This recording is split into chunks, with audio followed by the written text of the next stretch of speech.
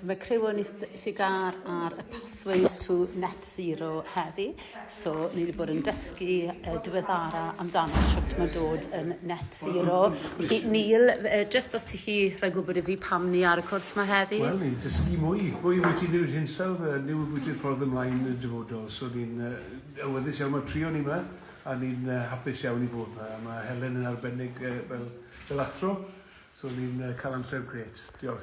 So, Vanessa, before you, I'm just finding you. How's it been so far as the first day? It's been really, really interesting. There's so much to learn, but it's all great and it's all knowledge that we can learn and then pass on to people in our communities, which is fantastic.